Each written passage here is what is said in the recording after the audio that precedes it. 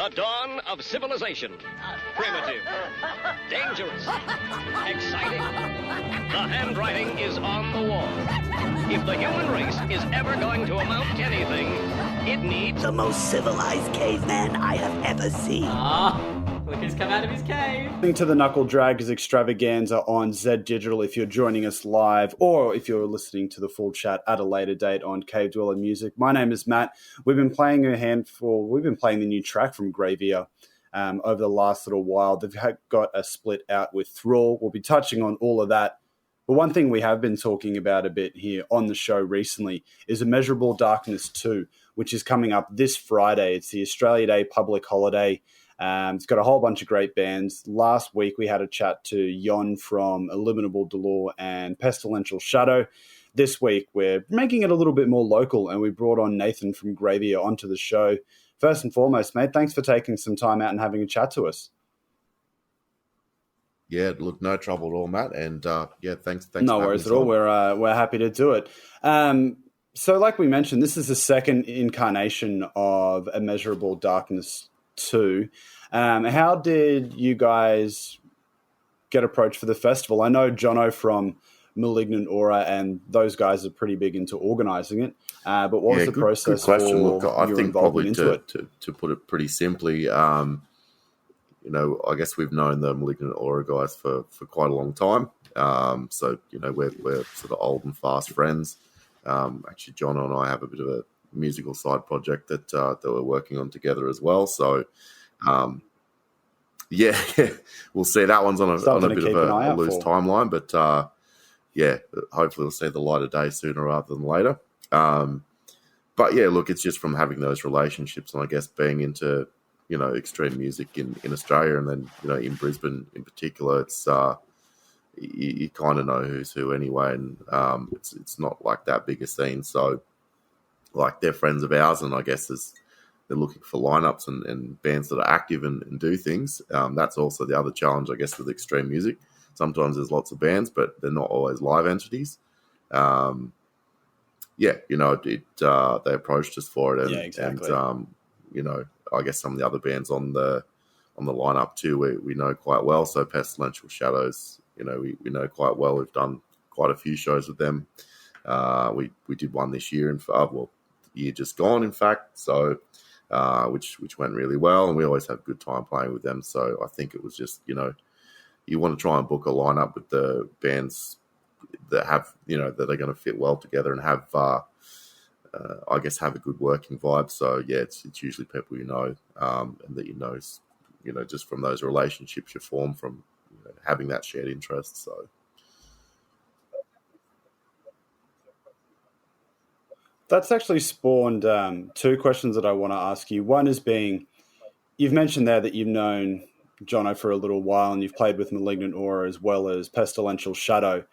Everyone that I've spoken to in regards to this festival, it seems like a coming together of friends. Like, even though it's heavy music, it's extreme music, and Immeasurable Darkness is quite a morose title. But it seems like everyone on the lineup's either played together or played in similar bands. I'd say that's with each again other not before. uncommon from being like a relatively small scene as far as I guess population wise. And if you are a live band out there and you are touring, then it's not really a lucrative venture. Let's be honest. So a lot of it does come from if you're visiting, then they're giving you a place to stay and vice versa. So you kind of try and keep things pretty financially, I guess, viable by kind of working together, and you kind of get to know who those, you get to form those relationships from either hosting people or people hosting you, and that time spent doing stuff. So there's definitely a lot of interconnections there as far as like personal relationships and things go.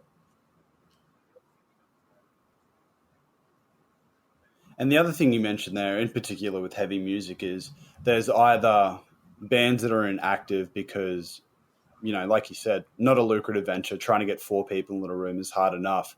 And then in particular in the style of music that you guys play, that being black metal, there's a hell of a lot of solo projects. How are you finding the balance between working together as a wider band. Yeah, look, that's and a tough one. I'd say we probably find that balance by not playing as many shows as possible. So I guess,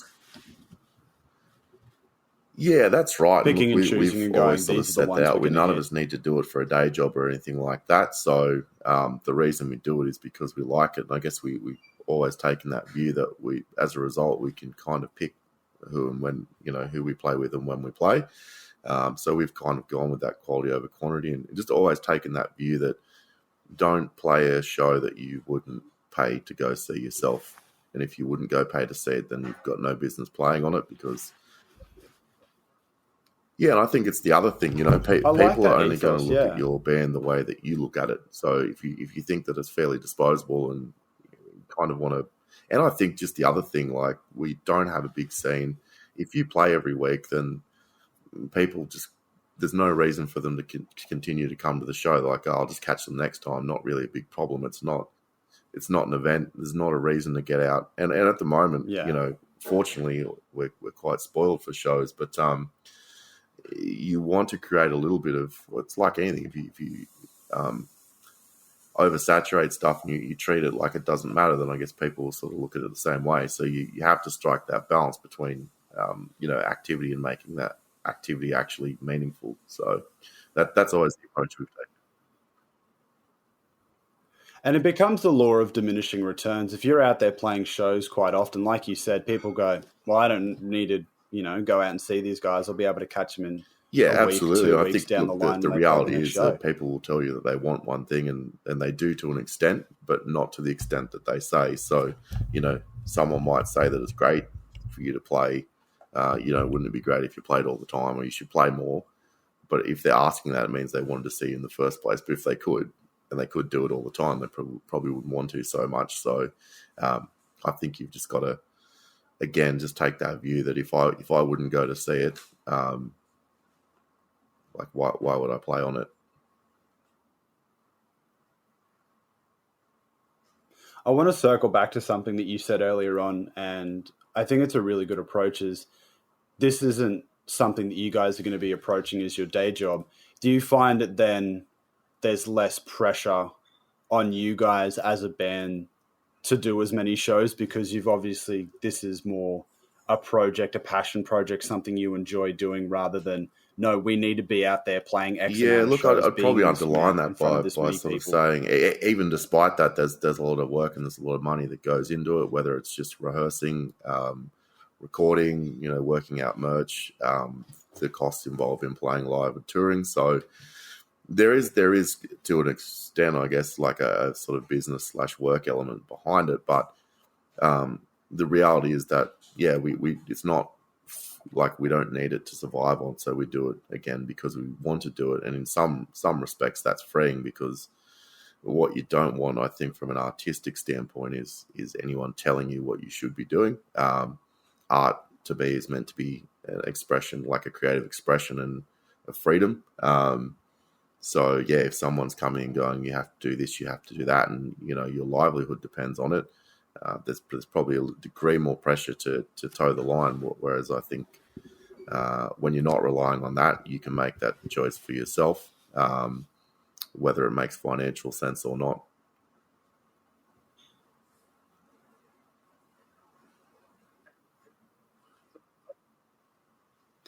And so we touched on Immeasurable Darkness too, and that's one thing that we were going to touch on. But like I said at the start there, we've been playing the track that came off the split you did recently with Thrall. This is your first release in... it might be even a bit longer than that, actually. But it's certainly the longest gap we've sort of had between releases, and probably not one that we've wanted, but circumstances have kind of dictated that.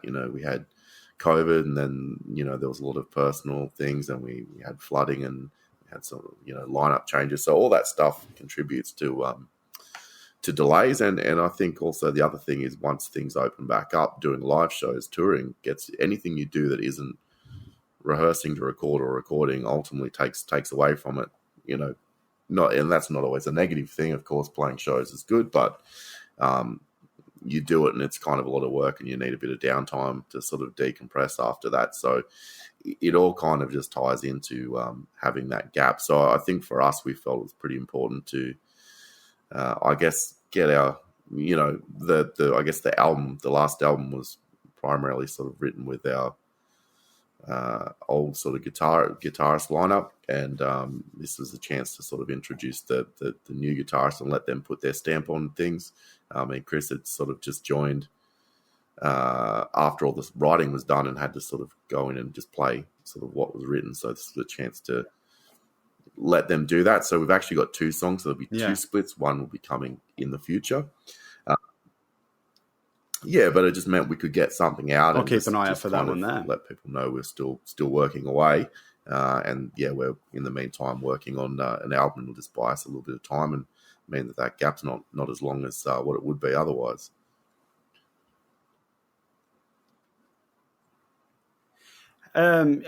We've touched on this several times, but have you played with and worked with Thrall in the past? So it seemed like a pretty easy absolutely. idea to so go. Again, Thrall's like another band that we've known for quite some time. So we've done a few shows with them. One last year that we did in Melbourne as well, and it's just easy to slot in. And again, you want to work with people that where it's what you're getting into, and it's someone you've spent a bit of time with, and there's not going to be any hassles. So I think again, both being sort of Australian extreme metal bands, and sort of traveling in the same circles, it just made sense. In actual fact, the Melbourne show that we did last year, Tom, who's the singer, I guess was still sort of recovering from being ill. I think it was COVID from memory, and his voice hadn't sort of recovered. So our drummer sort of stepped in and did vocals on that set. So look, we've a band that's easy to work with, and we know what we're getting into, and we get along. So it made sense to do. With the inclusion of the new guitarist and the bit of a lineup change, did you see Dismal Rebirth as a bit of a sonic change intentionally, or was it more of a reflection of we've got some new blood in Graveir, they're going to put their own influence and their own spin on the style? Probably that a you bit guys of both, realistically. The new album that we've been working on is definitely a bit of a shift in terms of the tone, and I think maybe just a result of the way things have been across the world the last couple of years. There's a lot more frustration and anxiety. There's more of a tense feeling to it.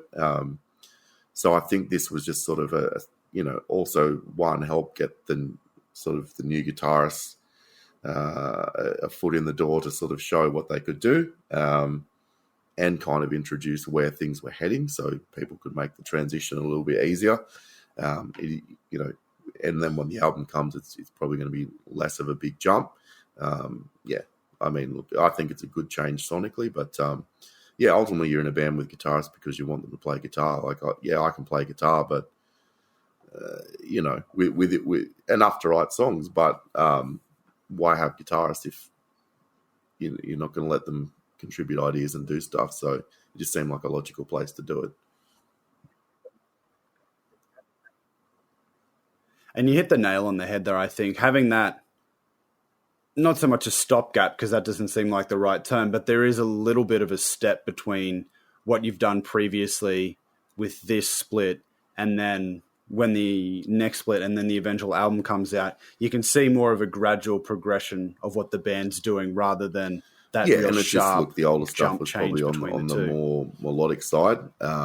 It still had, there's definitely still that element of maybe some unusual arrangements or chords. I think it's a little bit warped, but it's probably just leaning a little bit more in that it's taken a bit more of an aggressive tone. But again, I think people are just, and I would say this probably more broadly for society, I think people are a lot more tense these days, and a lot more frustrated with the shape of things in the world. So that's sort of playing out. And as I said, there was a lot of water under the bridge between the records.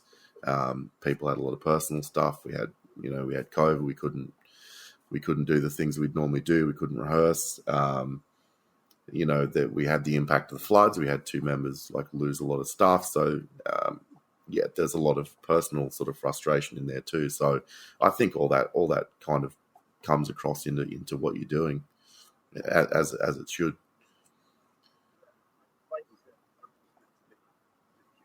Yeah, and like you said, art is meant to be just pure self-expression rather than being for...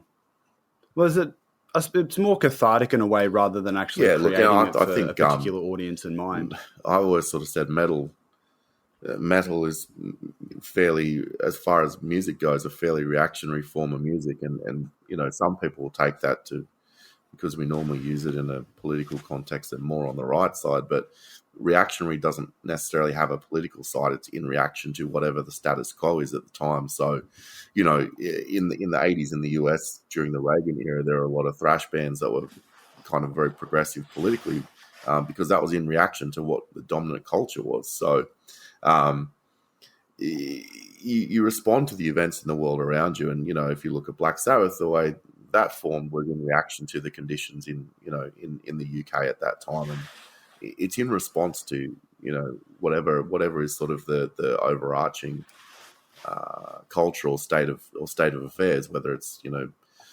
political or otherwise. So that's more what I mean. Even Napalm Death is a reaction to, the conditions at the time. So it makes sense that people's experiences are going to come across into their music. And I think metal's just one of those things that does lend itself to, that people having those responses. It's less neutral in that sense.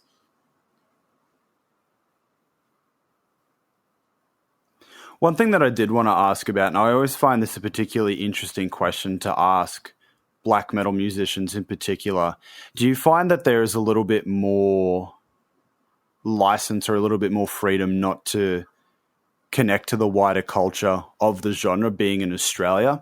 Like if you were, say, a European band, you'd obviously have that direct link. The US has some larger bands and they would have those, European forefathers, for a lack of a better term, touring quite regularly.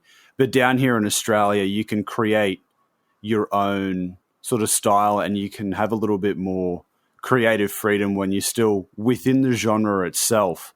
But because you're so far removed and you have that freedom, for lack of a better term, to inject your own I think you touch on an personality point into there, it. and this is a conversation I've had with a few other people, I guess around Australian music generally.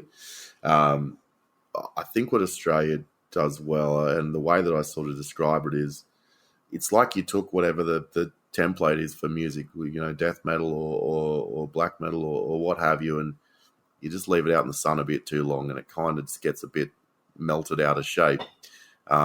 And that's, to me, that's the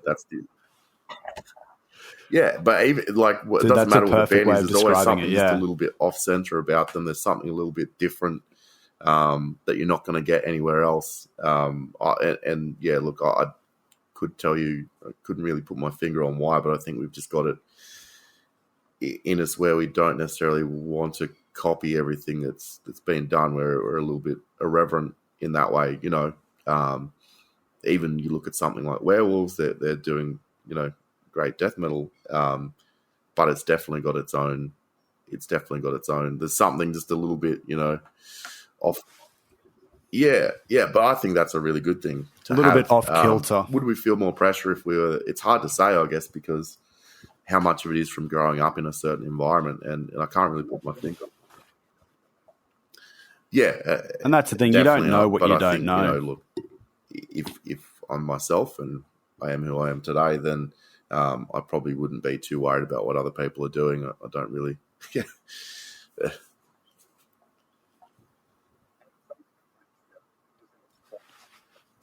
And it's something that you mentioned earlier because it is quite a small scene. Everyone sort of knows everyone. You can kind of keep tabs, and rather than needing to placate those external things, you're just doing it for either yourself or the guys you've played shows with multiple times before. I think we've all probably heard a lot of other bands' albums long before they've come out. So there's definitely a lot of, hey, look, I'm working on this record, have a listen. What do you think? And which I think is a good thing.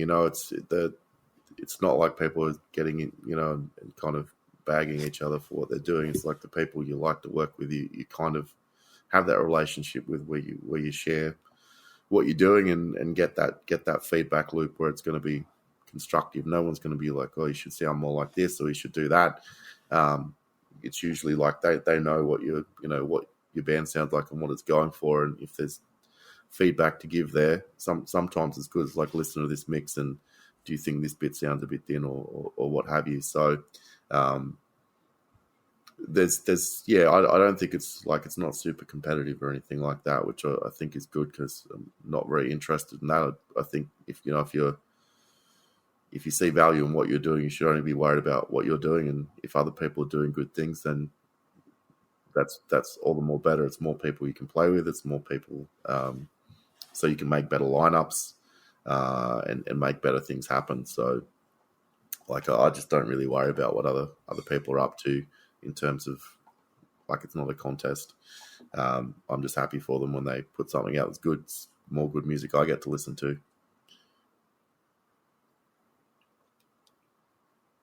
I want to go back to this split that you put out with Thrall. You did the recording with Pip from Black Blood Audio. Have you worked with them before, or is this the first time that you've worked with them? We have tried with some this stuff split with Pip before, including some stuff on that project that I've been sort of working on with Jono as well. So nothing that's sort of been released, I think. But look, we've certainly worked with him in other projects and things as well. Some of our other members, and it's always a good time. I've actually really enjoyed working with Pip, and I like his process, and just as a person, really like working with him. So it's pretty fun. I've actually got another thing in the works that doing with Pip as well. So well, I don't like to. With Pip, that's awesome. Don't like to stay idle for too long. So there's usually a few irons in the fire, but it just kind of made sense to do. So I'll be looking forward to doing that as well. He's got a lot of good knowledge, and I think he's got a good ear for what sounds good, and his approach to working with bands is I think you get a lot of value out of it. So. And I think, look, again, he obviously worked on that Cold Day in Brisbane festival, which was excellent. The turnout for it was fantastic. And he's just very active in terms of the stuff that he does for bands, and I guess being involved in the music scene itself, and a positive presence, I would say. So, happy to be working with him.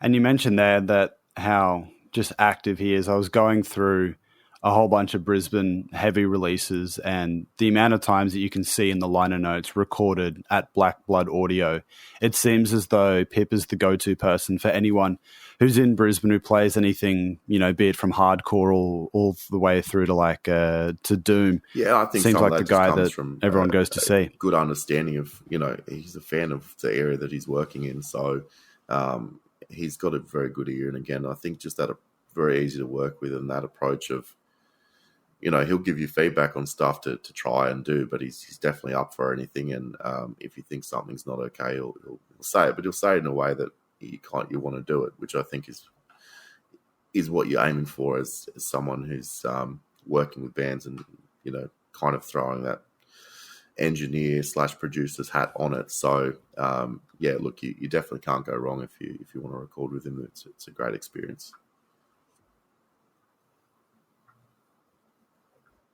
You mentioned just before that you do feel like you've got plenty of irons in the fire. Is that a case that you've got a load of ideas rattling around in your head that you want to get out and released as a form of music journaling, more or less? Or is it just a case that you like keeping busy, you like putting stuff out? There's probably a few parts to it. A mix of both? I think obviously I've got the Longing More project, which was one that I did, sort of a solo project that I did. I do like to be busy, but I guess the genesis of some of it was really trying to push myself more as a musician as well. So, I mean, that one obviously we worked with in Graveir a lot.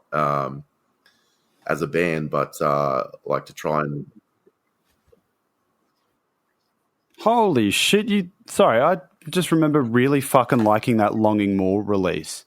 And it's one of those. This is a thing that I'm finding, and it goes back to something that we mentioned earlier on. The more that I interview people, the more that I see these crossovers of albums that I've fucking loved and adored. And just finding out through having a chat to people like, no, yeah, I was on that. Like, I was a fan of Illimitable Delore through the guys from Malignant Aura. Loved them to pieces. Then I found Pestilential Shadows, and I was like, oh shit, this is cool. And then I was talking to Jon, and he's like, yeah, dude, I'm in both bands. And I was like, it's a small world like fucking that. serious, really? Usually I find most people have got a few things going on. So it's sometimes it's a matter of uncovering and just playing that sort of 6 degrees of separation game to uncover them all. But yeah, look, you'll be pleased to know we actually got a Longing More album in the works as well. So hopefully he'll enjoy that one as well. Oh, I'm so excited. But yeah, look, that was just a chance to push myself as a musician and try and track everything except the drums myself, and sort of show that I could do it. I do a lot of the writing and stuff for Graveir as well, but I'm just not confident necessarily to play on a record. So, and I also had wanted to give myself a limit where I went, okay, try and like write and record from scratch, like a record in, over the space of a weekend. So I didn't have any riffs, didn't know what tuning was going to be, anything like that. And I would just go, okay, let's see. You either will do it or you won't. And not much will happen if you don't. But it was a creative exercise to, I guess, get that creative energy flowing, and having that artificial time limit kind of just let your mind sort of undistracts itself and just goes, all right, we've got work to do. And it just, a lot can be said for having particular timelines, because like you said, if you've just got no set date in sight, you can go, nah, I'll do it, I'll get there. But if you go, nah, mate, you've got, like you said, a weekend to do this. And look, it kicks your ass into gear pretty quickly. Finish vocals off and stuff later, but in terms of just writing, getting all the guitars and bass and so forth done, you want the ideas out and basically tracked within a weekend. So there's that. Yeah, I've got another sort of black metal type project. It's the one I'm working on with Jono, so that's in TBC in the works, and the one I'm doing with Pip and the drummer from Graveir is like more hardcore orientated. So yeah, look, again, these are just exercises to I'm going to work on that one more on the production side, so work on mixing it. And again, it's just to improve your skills and value as a musician, and be able to be useful when you go in the studio. So identify why something needs to be a certain way or what's missing. So yeah, it's partially like a development exercise more than anything. But again, I've got the ideas, so why not do something with them? Because if you don't do anything with them, they're not going to go anywhere, and like no one will hear it, no one else will get to enjoy it. So yeah, it just seems to make sense. I want to ask you a little bit more of a pointed question, and if this is a bit too on the nose, feel free to tell me to fuck off. But just from what you said there, are you more of a process-oriented person than a goal-oriented person? Like the way that you were talking about those projects, it was a learning exercise and a way to challenge yourself rather than, okay, I've got a set goal in mind for what this end product is going to be, and I'm going to achieve it. That's somewhat of a hard one to answer, because I don't... Like to me, the goal is like the rough idea. Like what do I want to achieve? So I'd probably say maybe I'm more goal orientated, but I enjoy the process of how to get there. And look, that probably comes from, as I guess a hobby. My other hobby is training like martial arts. I'll do striking and then I'll grappling, and so a lot of it, the way that we pick things up, or the way that I like to learn, is not super structured. Like I don't like someone to go step 1, step 2, step 3, because to me, you're not really learning. You're following a process. So you don't really have to. Yeah. So when it's just following instructions change, rather you don't than really learning. have the ability to adapt to it. Whereas I guess the way that we try and learn is less formal, and just go, okay, look, if you're going to do this, there's 3 key things you're looking for. How are you going to get there? You'll need to figure that out. So I'm not going to tell you what you need to do to take someone down, or to pass someone's guard or submit them, but like here's the elements that make it work. And now based on your preferences, the scenario, what the other person does back, what environment you're in, you'll figure it out. Because if you ever get lost, you just go back to those like rough principles.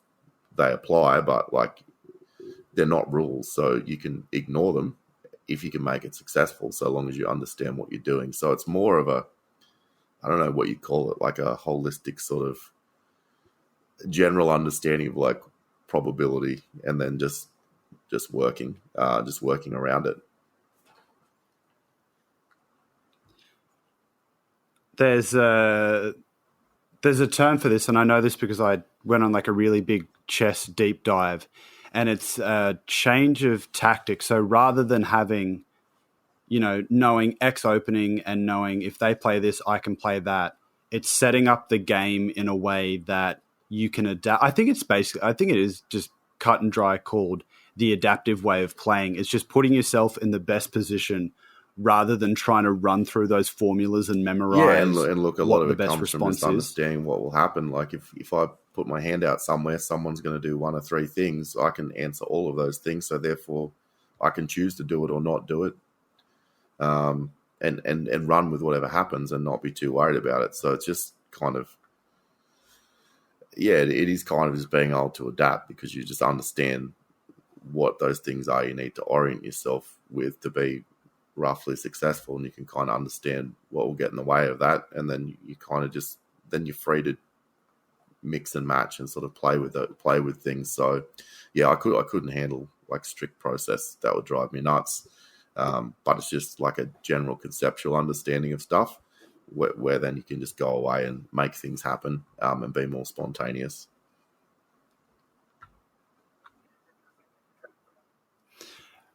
It is interesting that you train for martial arts, because I always find that there's, in particular with heavy musicians that do it as, like you do, like a project and a goal and a way of self-expression, they're almost always tied with, it's either weightlifting or martial arts like yourself, or even the medieval fighting like Buhurt.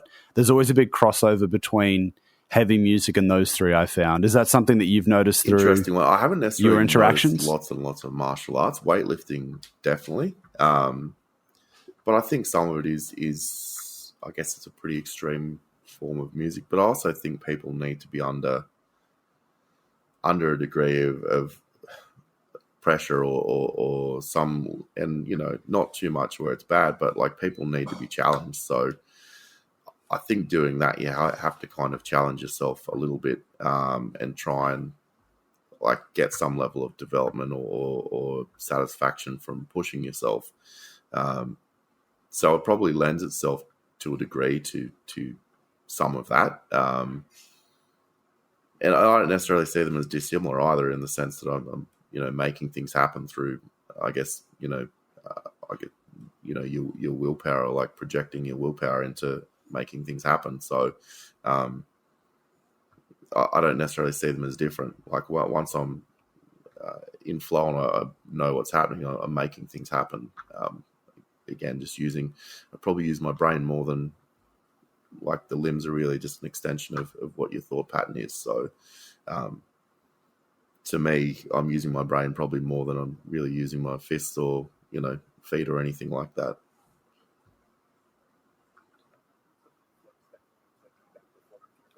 And that hits on that flow state that you were talking about before. If you've got a rough outline, okay, if this happens, there's one of three responses that we can go here. And you're making the decision without consciously making that decision. From an offensive side, if I've got three options and you have to guess which of those three is going to happen, and all three of them result in, me being successful, you've got to play a guessing game. But I'm making you guess rather than you making me guess. So yeah, it's like, it becomes very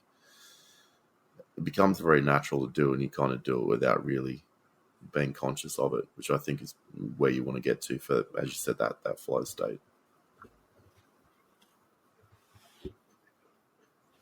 And you keep yourself busy in another way. One thing that I've noticed is you jumped onto the Into the Necrosphere podcast to do a top 10 albums at the end of 2023. Is that something that you've been doing for a little while, it seems? Jumping on and doing your top 10? I guess, to be invited on to do the top 10.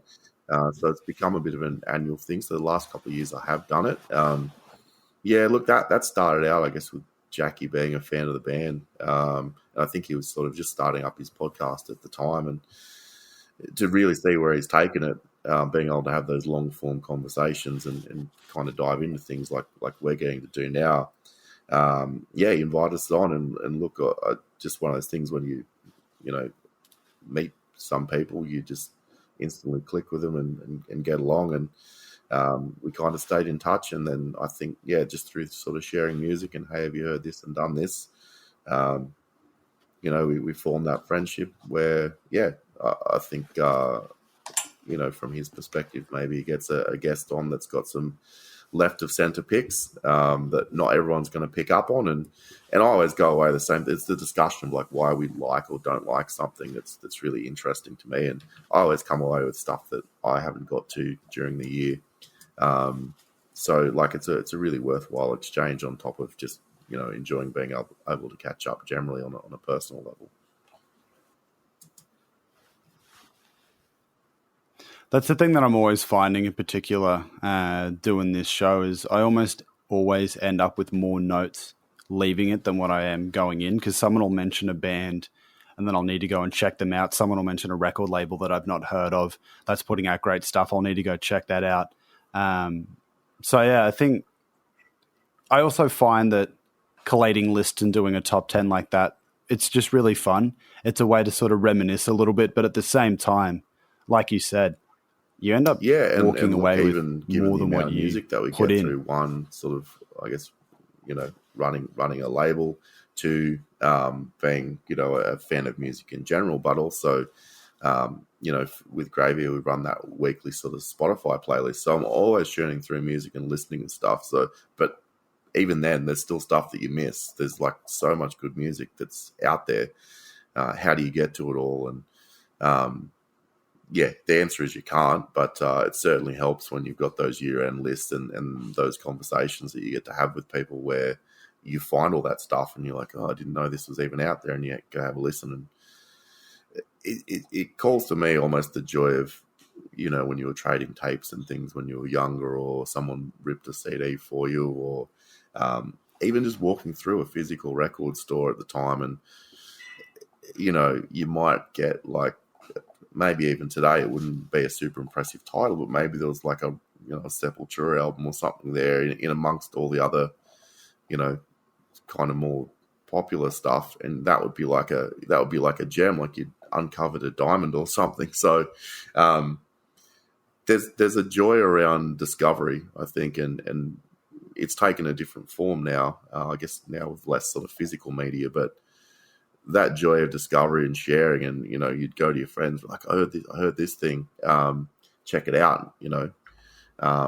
There's a simple joy in that when we get sort of older and more cynical, that to be able to still have that's kind of nice.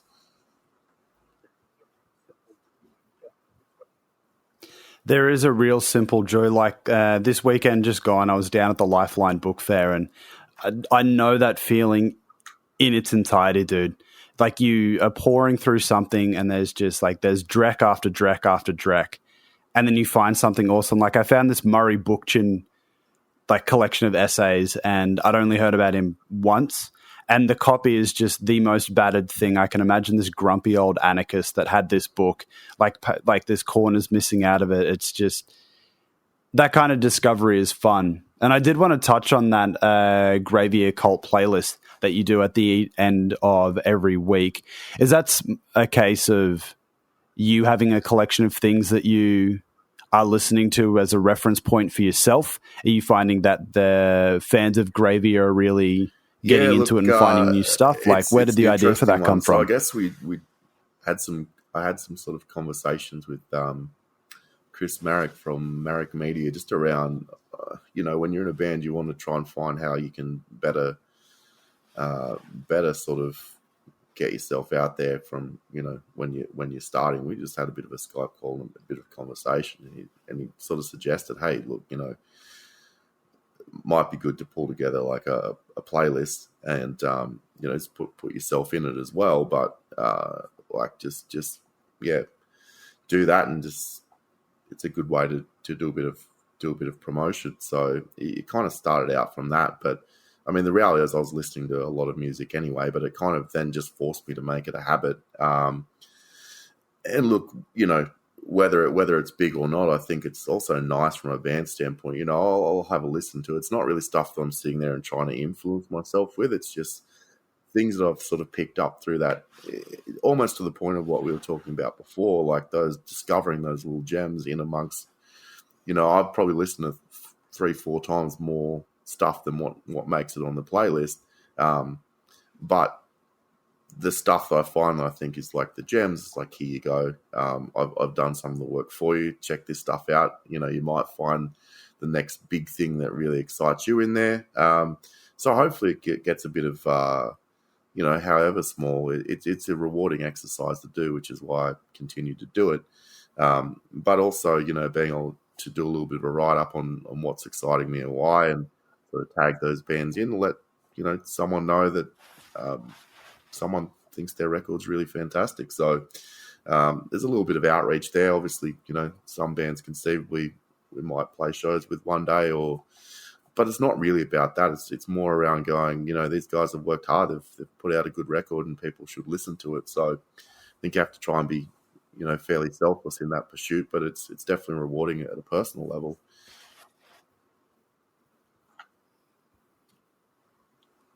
I feel that in its entirety. Like, I ran a punk and hardcore zine ages ago, because I just remember picking up, like the Music Magazine or Scenester or something like that when I was in uni. And there'd be all these awesome bands that I'm sitting there going, what the fuck is wrong with these writers? Why is no one talking about them? And like, I know it's a really small thing and it's not done out of a selfish reason at all, but you have a chat to these bands and they're just really grateful that someone's taken the time out and appreciated what they've done. And like, dude, if I can take an hour and a half out of my day to have a chat to someone about a record that they've put months and months of work in, and like you said before, and it's something that you and I have returned back to several times through this conversation, like a pretty personal expression through the art, like an hour out of my day is nothing to be able to have a chat to someone and go, hey, I recognize what you're doing. I really like what you're doing. Yeah, let me share it with the little platform that I've developed. And it gives you a bit of a chance if you've got any level of platform, however big it is or small, doesn't really matter. It's like everything that you do where you're trying to be constructive rather than destructive is adding value somewhere. So like, it is nice when a band notices something and just, gives you a thumbs up or says, hi, thanks very much. Like, because you don't know whether, like, it's not like, no one's paying me to do it. I'm just doing it because I'm trawling along and finding things, and now it's kind of a habit. But, I share my Bandcamp collection as well, so people can see what I've actually spent money on. So, I'm putting my money where my mouth is, so to speak. So, like, if I not necessarily buy everything that's on the playlist, I might think it's good, but certainly buy a lot of records. So, I just try and show that. And again, people might trawl through that and find something they really like that wasn't necessarily on the playlist. So, if it's useful for people, then I hope, I'm happy to keep doing it. I don't have any plans to stop, but yeah, if it is useful for anyone, then I'm happy for it. I want to touch on this collective that you've got going, but before we get into that, I did want to ask, what are your listening habits? Because that playlist changes quite significantly and quite often. It's at least once a week, and you'll make note of this song's out, this one's in. Like, where do you, A, find a lot of this music? And secondly, like, how are you listening to this? Is this just while you're at home, while you're at work? A lot of my like, what are your listening habits like? It's kind of a weird one in the sense that a lot of my listening I do in the car to and from training. So I guess because I train so much, there's at least sort of 2 car trips a day. If I'm traveling to work, catching the train, I'll put my headphones in, so there's at least sort of two trips there where I can get through albums. I'll also do a little bit of scouting where I'll get a bunch of things and do a quick listen where I'm like, oh, this sounds pretty good. I want to check this out later. So you do a bit of a sift. I'll look through a whole bunch of stuff, whether it's, maybe things people have sent me through the label, if it's on Spotify, for example, things maybe friends have sent me, websites I read that promote stuff. So, things like No Clean Singing, there's YouTube channels that I follow for new bands. So, yeah, it's just a collection that's what learned so of much all those things. stuff Friends recommending stuff. Got a bit of a group chat where people just kind of jump in and hey, check this album out. So it is almost that same thing as when you're trading tapes. You're just sort of going around collecting stuff from everywhere. I do a bit of a sift. Hey, this is interesting. No, I'm not really into that. And then I'll sit down and do. Those will be the things that I'll do on those longer listens. So yeah, it's a little bit of a process, but again. It's kind of a habit, so like it doesn't really feel like it takes time out. It takes a little bit of attention, but again, I'm happy. I think my life is better for having it in there versus not doing it. Like, what would I be doing? Watching TV or something, which is not really adding any value to anyone. So,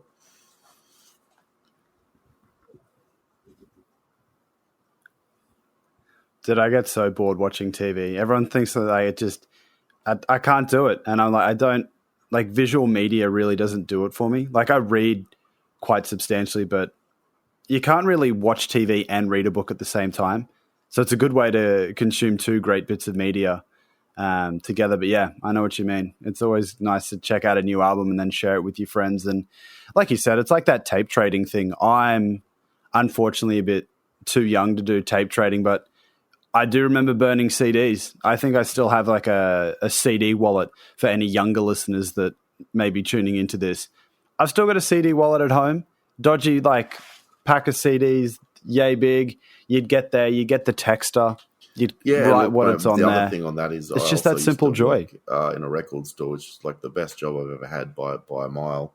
But we did trading as well. So we get people bringing things in. You find all sorts of stuff in people's collections, but like that was just me and a friend of mine. Basically, it was my boss, but we formed a friendship through that. But we would just sit there and just talk music and just put things on, and whether it was metal or whether it was Pink Floyd or like anything, just the joy of sort of experiencing music. That was the day job. Is like run the record store and just share stories. Hey, have you seen this? Have you seen this movie? Have you listen to this album? And you'd throw it on in the store and someone else would come in and they get excited about it. So yeah, it's kind of always been with me throughout life. So I think it just kind of extended it.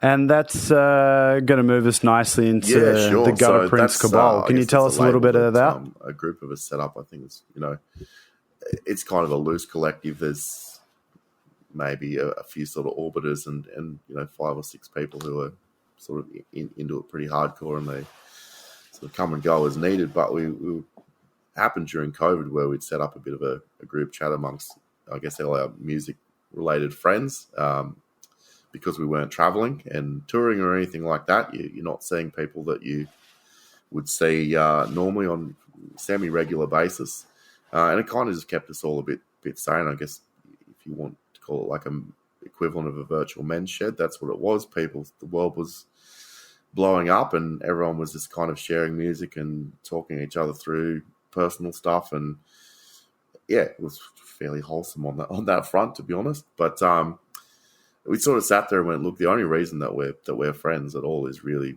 like what we've gotten out of music. And if it wasn't for music, we probably wouldn't know each other. So knowing how easily, you look at something like COVID where everything was shut for 2 years, we would see our friends who are sound engineers not having work and having to find other jobs, or people who own venues and the venues were closing. You go, look, this stuff could easily all go away, right? And for extreme music, it's not on the top of anyone's list to go rescue. Like, I'm sure the big name acts will get all the money and help, but music's not a high priority on anyone's list generally as far as funding and help. We went, look, go away. And like you said, even especially in Australia, it's such a small scene. Everyone knows everyone anyway. There's usually like one person's in 3 or 4 bands. Like I think throughout this chat, we've mentioned 4 or 5 different projects that you're involved with. So yeah, really, extreme music survives off people giving their time and effort and their blood, sweat, and tears, often for no real reward other than just doing it. Maybe we can, put something back in. And we went, how can we do something that's not going to get in the way of what anyone else is doing? Because we don't want to, if people are going out of business, we don't want to put more, be competition or put more people out of business. But we kind of got together and went, oh, I can do graphic design. Oh, I can do, sound engineering. Oh, I've got a background in marketing. So we went together. We could probably do a fair bit. So why don't we try and set up a label and but we have to make it different, because if it's just another record label, we already have friends with record labels that are struggling, so it just doesn't make sense. So where we landed was doing the Asia Pacific only, so our own backyard, and then trying to sort of get bands that were getting ready to do their first professional release. There's a little bit of leeway there, as we found sort of working across Asia and the way things are now. Sometimes people put stuff straight out to Bandcamp, but it's not really the whole album process. So, take that with a grain of salt. But generally what we say is like their first professional quality release.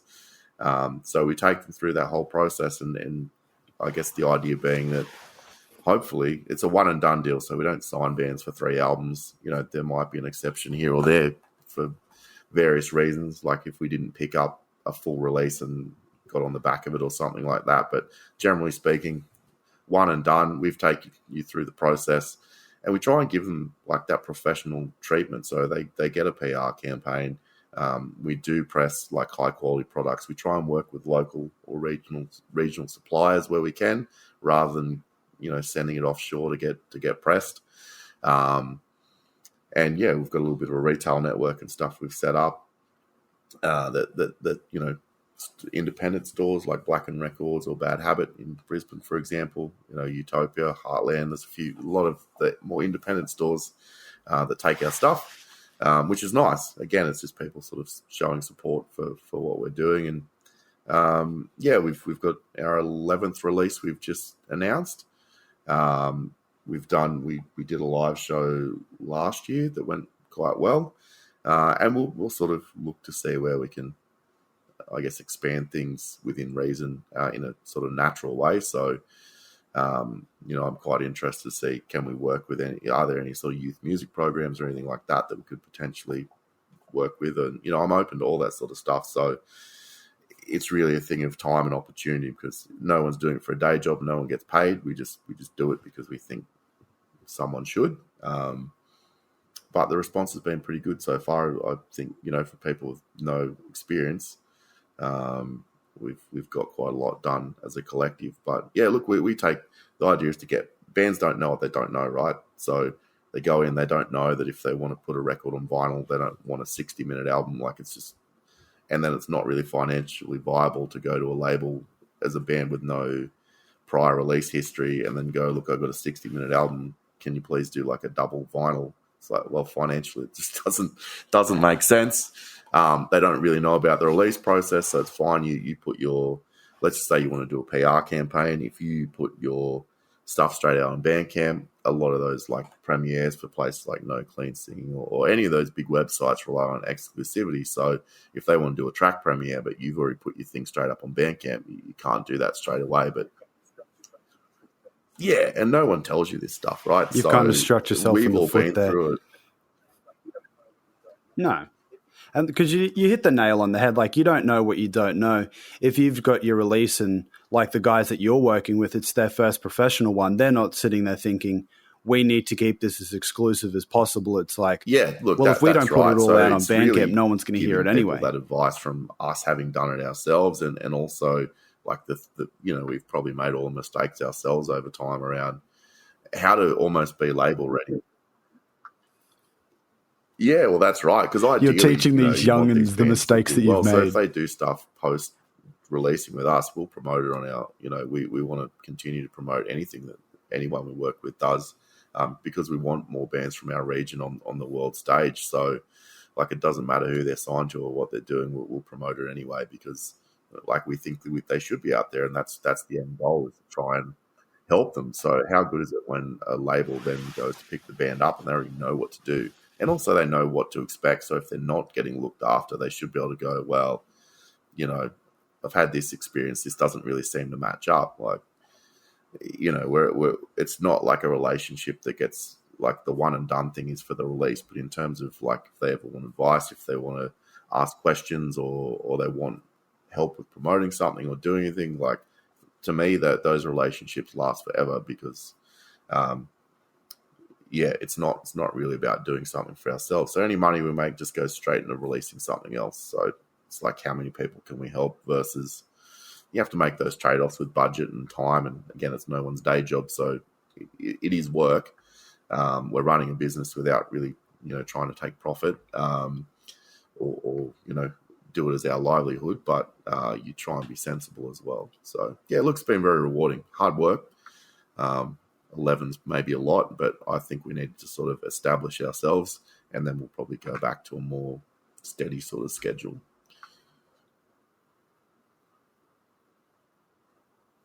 So over what period have those 11 been released? Because by the sounds of it there, you've put out those 11 in quite quick succession. So I guess I kind of use that as a way to get runs on the board, because if you contact people and go, hey, sign to our label, do you want to work with us, and you've got no prior history, people, bands get emails all the time going, hey, look, I've got a magazine, send me €200 and it'll magically happen. So there's no reason that they would take that on board. So I guess I kind of offered that one up, knowing, look, maybe it'll sell well, maybe it won't. Doesn't really matter, but it'll get the wheels turning. So I can't remember what year that was now, but I think we'd be coming up on like 2 years. So yeah, look, we've had a pretty busy schedule. It's probably a bit crazier than what you would normally want to do. But I think from our perspective, we probably wanted to, one, establish ourselves and just show people that we were serious about it. But I think if you kept that kind of pace, you'd probably burn out. It's a lot to take on. I don't know how people do it when it's just one person. We've got the benefit of having a lot of people, but it's still a lot of work. So we'll just need to kind of get into a more steady schedule, but I think it was important to let people know we were serious about what we were doing and. Oh shit! I didn't realize. See, this is what I mean. The more that I chat to people, the more I see everything connected. I didn't realize that you guys did a release for Fruitelic The most recent one, I guess, before the one that we've literally just announced. And that's the thing. Look, we've got so many good bands, and I think when you talk to people from overseas, what you find is that Australian bands do have a bit of a reputation. People go, "You've got so many good bands," but because of the distance and space that we have, it's not like in our face as much. And I think there's also a level where we kind of don't necessarily think of our local bands as being that good. But if you pull together like a lineup, like the one we have for Immeasurable Darkness, that would be something probably that people would want to fly to go see. But like if you reversed it, like we want to go fly to see, all these underground festivals and stuff over in Europe. But I think if you some lineups, if they were decent enough and you announced them and they're Australian bands, there'd be people that'd be wanting to come across and see them. But I think we just, when you're in it, you maybe undervalue how good we have it and how good some of our bands are. But then when you hear people from overseas talk about those like local bands the way that you talk about, bands from overseas, you realize that it kind of works both ways. So it's very interesting.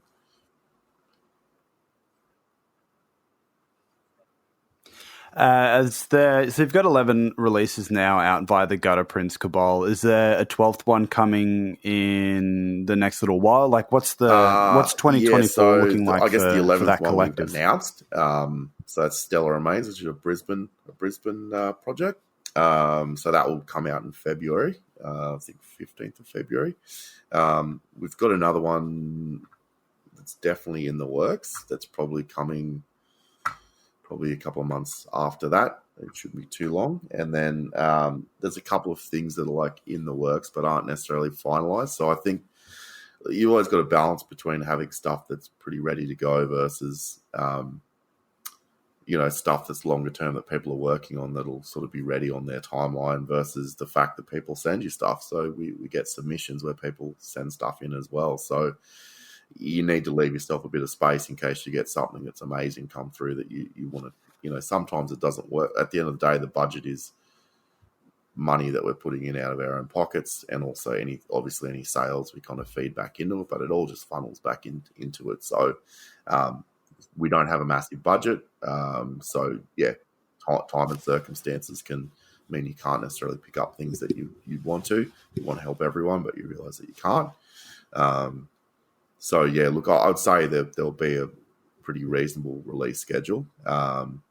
There's probably two things that are like the one we've just announced and another one that's definite, and another few that'll shape up based on timeline and availability. But yeah, I think it'll still be a fairly healthy release schedule, but it's maybe, 3 to 5 releases a year instead of instead of double that. Yeah. Instead of creaming out 11, yeah. So that's what we've got lined up for the Gutter Prince Cabal. In the terms of Graveir and your musical project, what's 2024 looking like for you guys? Obviously, when this will be going to air, we've got Immeasurable Darkness 2 coming up on this Friday. So what's the rest of the year looking like for you guys? Lit under us as far as getting the album done. Everyone's kind of agitated about it now. So Immeasurable Darkness will probably be our last live show for a little while. We've kind of got to a point where I said, right, anything that isn't rehearsing new songs or actually recording is like dead time. So like, that's it. We're probably not going to play anything until we've got an album ready to go. So yeah, look, hopefully again, time and personnel dictating, but we'd like to at least have something ready to go, if not released this year. And I've got all those other sort of musical projects that will spill out. They're all on their own timeline, because if they're all on the Graveir timeline, you can't have like 5 full-time bands. They all need to have their own schedules. So that's how you manage it.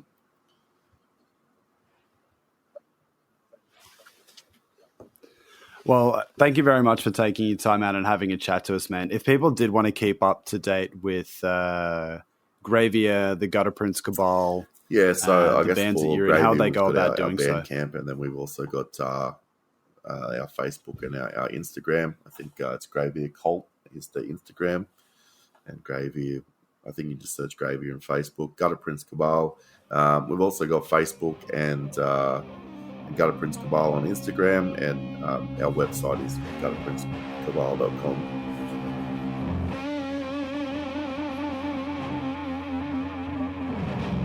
Well, like I said, thank you very much for taking the time out and having a chat to us. Thanks for having me on, Matt. Really appreciate it. And make sure you come up and say hi.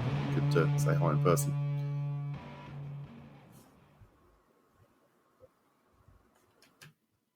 All right, we'll pause that one there. Sweet.